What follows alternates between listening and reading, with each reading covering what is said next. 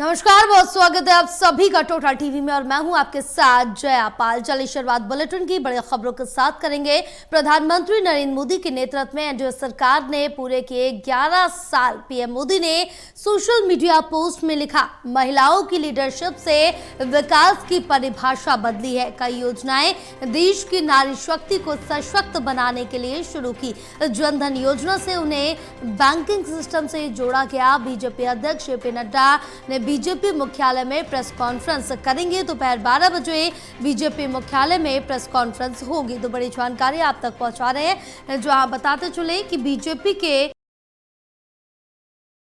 नेतृत्व में एनडीए सरकार ने 11 साल सत्ता में पूरे किए। हमारे साथ एसोसिएट एडिटर प्रदीप कुमार जुड़े हुए हैं और ज्यादा जानकारी लेंगे प्रदीप से। प्रदीप, पीएम मोदी के नेतृत्व में अब एनडीए सरकार ने 11 साल पूरे कर लिए। पीएम मोदी ने सोशल मीडिया पोस्ट में महिलाओं के लिए, उनके लिए जो विकास किए जा रहे हैं और महिलाओं की लीडरशिप को लेकर बदलती परिभाषा, तमाम चीजों का जिक्र किया है। देखिए, बिल्कुल एक बड़ा दिन है बीजेपी के लिए, क्योंकि केंद्र की सत्ता में कुल मिलाकर अगर तीनों कार्यकाल की बात करें मोदी सरकार के, वो उनके 11 साल हुए हैं। 11 साल के इस कार्यकाल के दौरान कई बड़ी योजनाएं लॉन्च की गई हैं। जो जिस तरीके से गठबंधन की शक्ति से राष्ट्र की भक्ति तक ये दौर देखने को मिला है, तो कई बड़ी परियोजनाएं देश को समर्पित रही हैं। अलग अलग योजनाओं का जिक्र प्रधानमंत्री की ओर से किया गया है। किस तरीके से बड़े बदलाव किए गए, देश की उन्नति में, तरक्की में जिस तरीके से फैसले लिए गए, उसका जिक्र किया गया है। तो एक सुशासन वर्ष मनाएगी बीजेपी, देश भर में कार्यक्रम आयोजित करेगी, उसका ब्यौरा साझा करेंगे। बीजेपी अध्यक्ष जेपी नड्डा की ओर से प्रेस कॉन्फ्रेंस की जाएगी, लेकिन प्रधानमंत्री नरेंद्र मोदी की ओर से 11 साल के इस खास मौके पर ट्वीट करते हुए नारी शक्ति को नमन किया गया। जिस तरीके से उन्होंने परिभाषा बदली, उसका विशेष जिक्र करते हुए अपने सरकार की द्वारा उठाए गए कदमों का जिक्र करते हुए प्रधानमंत्री ने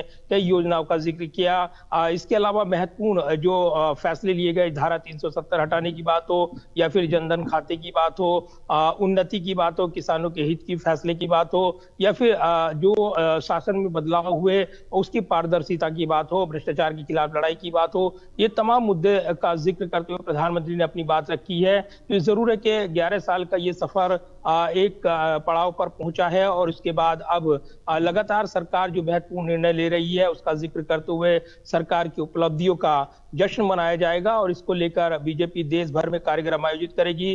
केंद्र के मंत्री प्रेस कॉन्फ्रेंस करेंगे। इसके अलावा जो सेवा वर्ष है, इसके साथ ही बीजेपी देश भर में सरकार के उठाए गए कदमों को लेकर जाएगी, उनका ब्यौरा पेश करेगी। प्रधानमंत्री नरेंद्र मोदी ने इस खास अवसर पर एक वीडियो साझा किया है, जिसमें एक नया उदय होते हुए भारत का उन्होंने दिखाया है और इसके जरिए बात रखी है कि किस तरीके से नारी शक्ति ने नई परिभाषा विकास की गढ़ी है और उसी के तर्ज पर यहाँ पर सरकार आगे बढ़ रही है। तो नई सरकार के तौर पर जिस तरीके से कामकाज संभाला था और उस दौरान जब यहाँ पर पहली बार केंद्र की सत्ता में 2014 में नरेंद्र मोदी की अगुवाई में सरकार बनी थी, उसके बाद तीसरा कार्यकाल जब शुरू हुआ था 4 जून को जब नतीजे आए थे 2024 में, और उसके बाद 9 जून को जब शपथ ग्रहण समारोह हुआ था, तो 9 जून की वजह से आज 11 साल पूरे हो गए हैं और इसी के साथ इस खास दिन को विशेष तौर पर बनाने की पूरे देश में तैयारी बीजेपी की देखने को मिलेगी।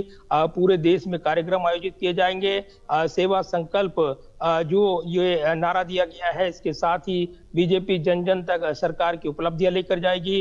बीजेपी अध्यक्ष जेपी नड्डा प्रेस कॉन्फ्रेंस करेंगे, केंद्र के मंत्री प्रेस कॉन्फ्रेंस करते नजर आएंगे। तो बिहार में आगामी चुनाव है और उससे पहले जिस तरीके से 11 साल का कार्यकाल वो पूरा हुआ है, तो कहीं ना कहीं बड़े लक्ष्य जो निर्धारित किए गए थे वो प्राप्त करने में सरकार सफल रही है और इसका जिक्र करते हुए, सरकार की उपलब्धियों का जिक्र करते हुए प्रधानमंत्री ने नारी शक्ति का विशेष उल्लेख किया है और इस शक्ति ने परिभाषा बदली है, ये उन्होंने जिक्र किया है। क्योंकि ये माना जाता है कि महिला वोटरों के चलते केंद्र में लगातार वो सरकार बनाने में सफल रही हैं और ऐसे में इसका जिक्र करना प्रधानमंत्री नहीं भूले हैं। जबकि महिला आरक्षण विधेयक वो भी यहाँ पर जो संकल्प के साथ लाया गया था, लागू होना है। तो ऐसे में नई सरकार के कार्यकाल को लेकर, रूपरेखा को लेकर, नए उद्देश्यों को लेकर परिभाषित करते हुए केंद्रीय मंत्री और जो बीजेपी नेता हैं वो नजर आने वाले हैं और इसको जन जन की भागीदारी में बदला जाएगा।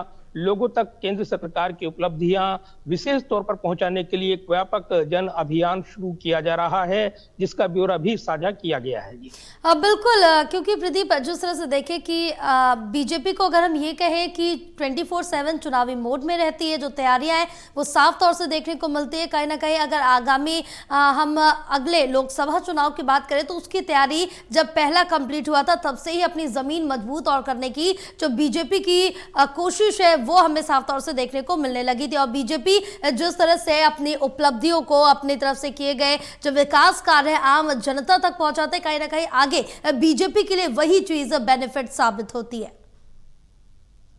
देखिए बिल्कुल, और जन भागीदारी सुशासन का मंत्र और जिस तरीके से इसमें महिलाओं की भूमिका, इसको विशेष तौर पर जिक्र किया जा रहा है। और यही वजह है कि लगातार जिस तरीके से तीसरे कार्यकाल में बात की गई है, तो प्रधानमंत्री ने इन योजनाओं का विशेष जिक्र किया है, जिसमें जन जन कल्याण सुनिश्चित किया गया है। ये उनकी ओर से कहा गया है, चाहे वो पीएम आवास की बात हो, उज्ज्वला योजना हो, आयुष्मान भारत हो, या फिर भारतीय जनौषधि, या फिर पीएम किसान सम्मान निधि, इसका जिक्र उन्होंने किया है। इन सभी योजनाओं ने देशवासियों की उम्मीदों को नए पंख दिए हैं, ये पीएम ने कहा है। साथ ही उन्होंने ये भी कहा कि हमने इस दौरान पूरी निष्ठा और सेवा भाव से लोगों का जीवन बदलाव आसान बनाने के लिए हर संभव कोशिश की है। तो ये जरूर है कि ये जो पूरा कार्यकाल खंड रहा है और इस दौरान कई बड़े फैसले लिए गए हैं, उसका जिक्र करते हुए अब जन जन तक ये भागीदारी पहुंचाने की पूरे प्रयास किए जाएंगे। और इसलिए व्यापक जन अभियान यहाँ पर किया जा रहा है। इसमें स्वच्छ भारत मिशन हो, महिलाओं की भूमिका हो, या फिर जो कार्यकाल के दौरान लिए गए बड़े निर्णय हो, रणनीतिक तौर पर अगर देखें उनका जिक्र प्रधानमंत्री ने किया है। धारा 370 हटाने का जिक्र किया है, इसके अलावा अन्य भूमिकाओं का जिक्र किया है, लोगों के जनजीवन में बदलाव का जिक्र किया है। तो बीजेपी इन लक्ष्यों के साथ अब जन जन भागीदारी सुनिश्चित करेगी। एक व्यापक तौर पर जो जन भागीदारी जनसंपर्क अभियान है वो शुरू किया जा रहा है। तो कहीं ना कहीं लोगों तक सरकार की जो बदली भूमिका है और जिस तरीके से बदलाव हुए हैं जन जन में, उनका ब्यौरा पेश किया जाएगा, ताकि आगे का रोड मैप राजनीतिक तौर पर वो और मजबूत किया जा सके और जो बीजेपी वादे करती है वो पूरे करती है, इसका खाका पेश किया जा सके।